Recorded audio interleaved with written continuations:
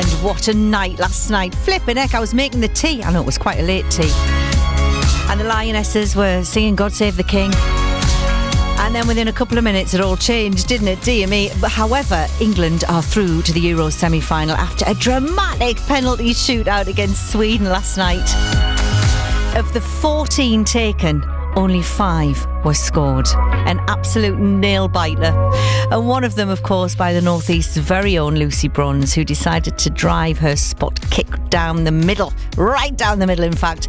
And she told us exactly what was going on through her head before getting that winning penalty. I watched the goalkeeper in every single penalty, and she dived quite early. And statistically, in penalty shootouts, it's quite risky for the goalkeeper to stand still and go down the middle. Penalty shootouts as well, statistically, you're more likely to win if you go first. Winning the coin toss obviously was played into that. So yeah, I love maths. Fantastic. It's all the science, isn't it, behind it all? The front page of the Telegraph carries a photograph of the Lionesses piled on top of each other in celebration on the football pitch after beating Sweden 3-2 on penalties, so of course semi-finals. Penalty shooting stars is the caption, and here's the thoughts of England's head coach Serena Fiegman after such a dramatic night. The penalty shootout, I've never experienced anything like that. I thought we were out 3 times and then at the end we won it, so it's absolutely crazy. For Sweden it's horrible. This is the worst way to go out. It's so dramatic, but of course I'm really happy. The team is really happy, and we have an extra day to recover to get ready for Italy. Aran Embleton is from Northumberland and has gained international caps in 1995 right through to 2002. So we had a catch up earlier and I asked her how she felt about the victory last night. Oh, wow. What a game. It was just every emotion you could possibly go through watching that game last night was just it was just unreal. Obviously England started unchanged side from the Wales game 6-1. Before the game I was concerned, and it was to do with the back line. We have struggled with pace, and yeah, before the game I started to think, is that going to be an issue? And obviously when the game started, we sharply found out that we're 1-0 down after 2 minutes. My gosh. So we made it difficult for ourselves, making silly mistakes at the back and not controlling the ball well. It allowed them to, Jess Carter got caught with the ball, and as Lonnie ran straight and took it off at the end of a boot. When that happens, because obviously I'm at home, and I'll be honest with you, I turned around to put the kettle on, turned back and would scored. So I watched the national anthems and I thought, oh no. So I'm watching it from that perspective. But when something like that happens and a goal goes in within the first couple of minutes, how do you kind of reform when you're on the pitch? What goes through your mind? It does put you on the back foot. It catches you totally off guard. And the thing is, you've got to try and pull players up and, around you. You've got to get the momentum back. At that point, if a goal goes in against you, that team has the momentum and you start to see them coming in waves and attacking. As a team, how you react, are you strong enough? Now, we're very lucky as an international team. We've got so many players in there with high amounts of caps, like Lucy Bronze, who can pull the others back up and say, come on. Now, our team is very, very experienced, especially in tournament football. And I think that really went for her, because I was like 1-0 down. We can pull this back, no problem at all. I wasn't worried at that point because of the type of team we've got. Yeah. It was when the second goal went in, then I started to panic. The fright in my face was like, wow. And it got to half time and it was still 2-0, and it was both errors from the back. At half time then you go in, and for us lot, we're watching. You might be at a bar if you're going to get another drink because you're at a bar, whatever it is. But what's happening in that room when you are 2-0 down? What would have been said? What would those conversations have been like yesterday? Serena would have been really passionate about, closing the space down at the back, not letting Sweden in behind.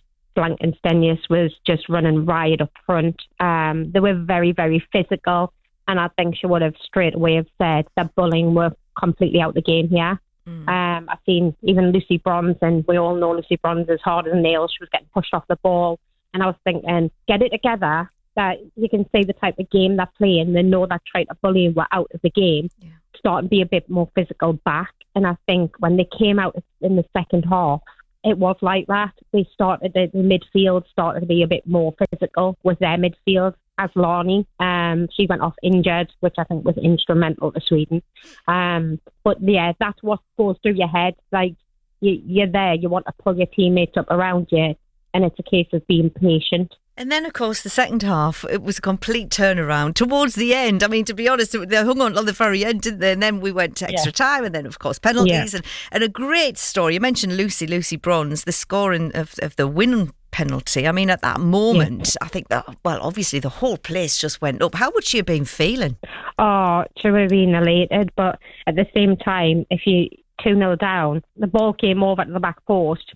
It was again, Chloe Kelly came on with Beth Mead, Ajamang. They made a big difference, and it shifted the phase of play in the last 10 minutes of the game. So Lucy Bronze at that point, although you want to celebrate and you want to run halfway down the pitch for your teammates, it's still only 2-1, and there's another goal and you only have 10 minutes to go. So I could see the passion in her face, picking the ball up, right, let's go again, we need another one, we've only got 10 minutes.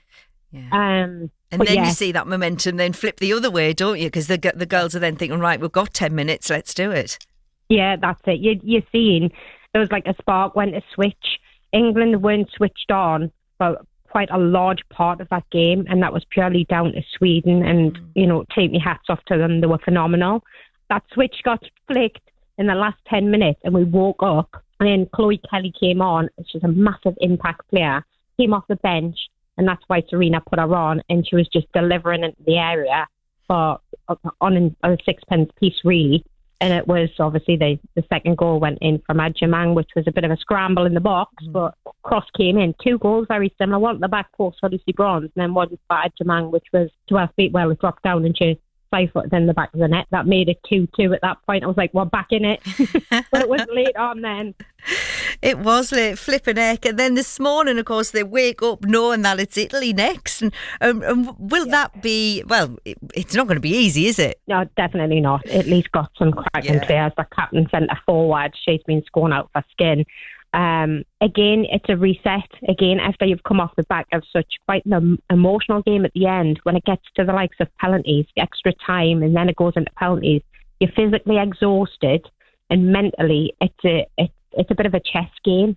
Them emotions is picking yourself back up the following day when you wake up and think, wow, that game last night. But they'll regroup again. They need to look at the back. I did notice, obviously, they brought on Morgan, which made a difference because she had pace, and Jess Carter really struggled. But that did make a difference, and I don't know if I'll be a few tweaks. I don't know. Well, we'll catch up with Aran next week, and you can hear her on her podcast. It's called Going for Goals. Our next match, semi-final, as we've been discussing, is going to take place on Tuesday. So as England, we take on Italy. Watch it on the telly from 8 o'clock. Another nail-biting night. Oh, we don't want that. We just want plain sailing, don't we? I don't think we've got any nails left.